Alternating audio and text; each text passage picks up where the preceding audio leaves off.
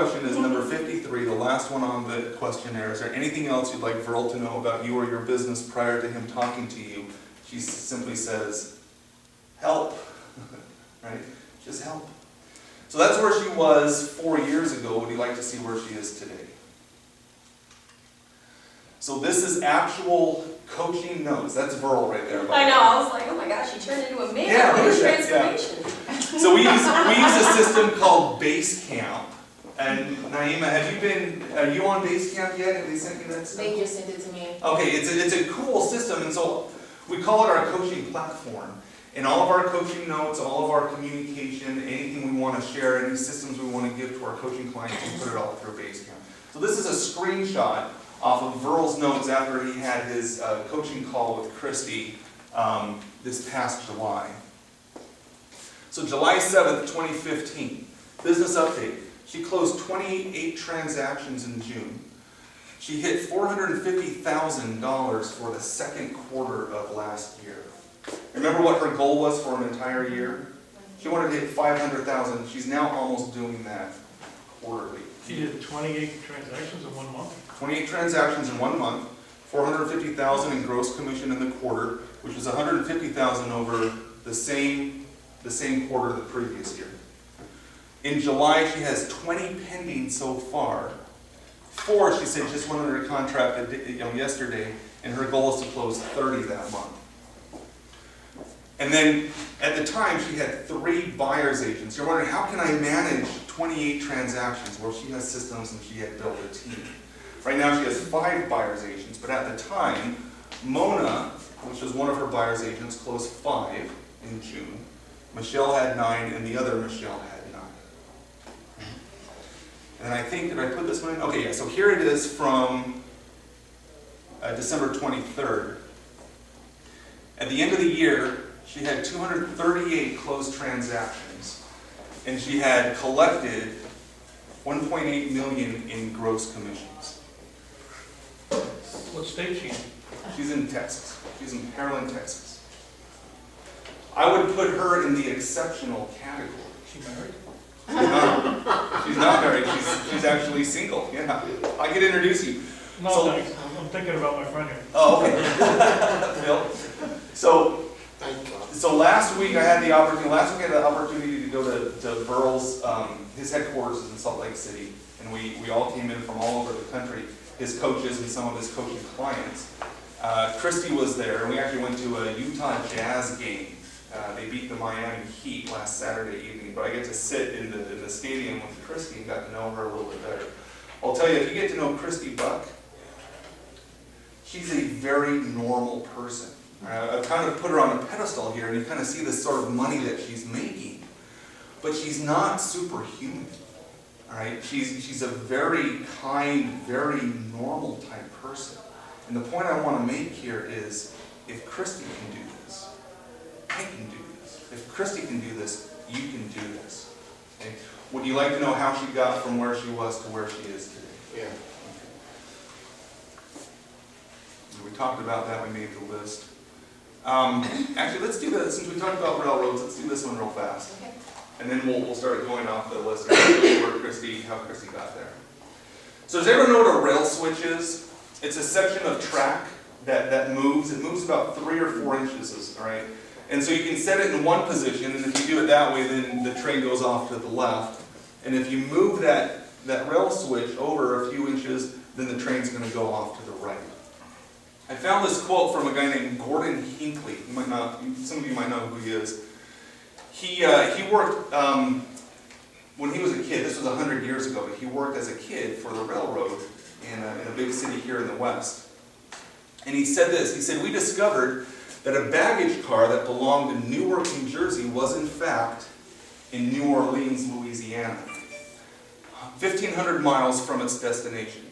He says just the 3-inch movement of a rail switch in the St. Louis rail yard by a careless employee had started it on the wrong track, and the distance from its true destination increased dramatically.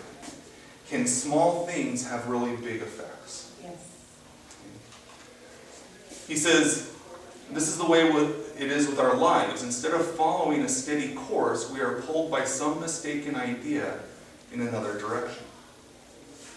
The movement away from our original destination may be ever so small, but if continued, that very small movement becomes a great gap, and we find ourselves far from where we intended to go.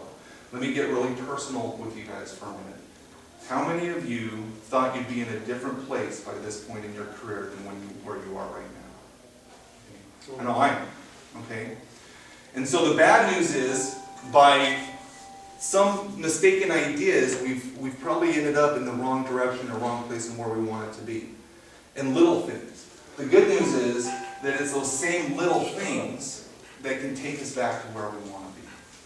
Okay? So I'm not here to give you guys a lot of really big life-changing, you're going to have to change who you are and change a whole lot of things, by making just a few little minor adjustments and starting down the track of successful business. You can get back on track and get to where you want. Does that make sense? So the first difference, I've got 4 differences. I might not even get to all 4 of them. But the first one I want to talk about, probably the most important, is systems. And I've kind of touched on that a little bit about how successful real estate agents find time to be less reactive and more proactive on that business. And what that really means is we're building systems. Okay? We're putting systems in place to help with our organization, our time management. Start automating things. Stick with the system long enough so that it becomes muscle memory, it becomes ingrained in your business, and it just happens. Technology is going to help us a lot with these systems, and there's a lot of good things. The key with technology, and I'm not a technological person. I'm filming this right now, and Verl's going to watch this, and he knows that as much as I love all the technology that's out there, I struggle to really get to know it and put it into place. But that doesn't mean that I don't learn it anyway. I don't go and do it. Let's talk about some systems. The first one I want to share with you, we don't need to, I'm not going to define systems there. Okay. The first system I want to share with you, just to give an example of a powerful system, and this is something that you might be able to walk away with today and put into place. It's something that Verl came up with called the 86-50-1. And for the KW people here in the room, it's kind of like similar to the 8x8-33. You know about that? I just think it's more simple than that. I love for my systems to be simple. I'm not a complicated guy. I want things to be simple, and for me this is a very simple system. We've been using this now for about 5 years around the country, and it flat out works. Okay? So here's the system. 86 stands for 86 transactions, and that's the average we're seeing real estate agents who apply this. They're doing 86 transactions a year. I don't know if that would change anyone's life here in the room if they were to do 86 transactions, but that's the average number we're getting. Okay? The 50 stands for you're working with 50 people, 1 hour a day. So let me walk you through this. It's really quite simple. The first thing you do, you can leave from this class this afternoon and do this very first step, before you go home tonight. Identify your top 50. What that means is go through your database and identify the 50 people in your life who are most likely to give you a referral. These are going to be past clients who like you, right? Friends and family members and neighbors and business associates who are connectors in the community, who are going to know of people who might be wanting to buy or sell or invest in real estate. Yes, Bob? What if you're new to an area and don't have that kind of sphere of influence? Then what? So you're new here and you don't have... How big is your sphere of influence right now? Mine? Yeah. I actually took it from my friend. Oh, you're talking about Phil here? Yeah. Okay. Phil? How many? Yeah. Oh, yeah, 10. Okay, so you know 10 people. That's a place to start. Okay? So my advice would be set time when you're working that 1 hour a day, all right? In 10 days, you've talked to all 10 people that you already know. Use the other days of the month to add to your sphere of influence. Get involved, right? Go out and meet people, right? Open houses is a great way to do that. Just kind of keep that list, all right? Get involved in your community, whatever that might be. There are networking groups. You know, if you're religious, go to church. If you like astronomy, join the Star Watchers Club. You know, whatever it might be, but get involved and start meeting people that way. But can you do this very systematically? Can you say, I want to have 50 people by the end of March? Yeah, you can meet 40 more people by the end of March, right? And then those go on your top 50. Most people know, does anyone know what the number is? How many people we know well on average? 200? It's 200. And researchers come up with that number by saying how many people come to your wedding and how many people come to your funeral. On average, it's 200. We know 200 people well. Well, of those 200 people, are there 50, and this is kind of a judgment call on your part, but can you pull out 50 that are most likely to give you a referral? Yeah. Identify those 50, okay? And then your goal is to have a personal interaction with each person once a month. And when I say personal interaction, that means face-to-face or voice-to-voice. It's not Facebook, it's not email, it's not texting. You want to have a personal interaction with them. And so go out to lunch, all right? Go out as couples. Call them up. Do a pop by. You know, pop by their office. Pop by their house. Hey, I was just thinking about you. I was in the neighborhood, wanted to say hi. Okay? Yeah. With a personalized greeting card?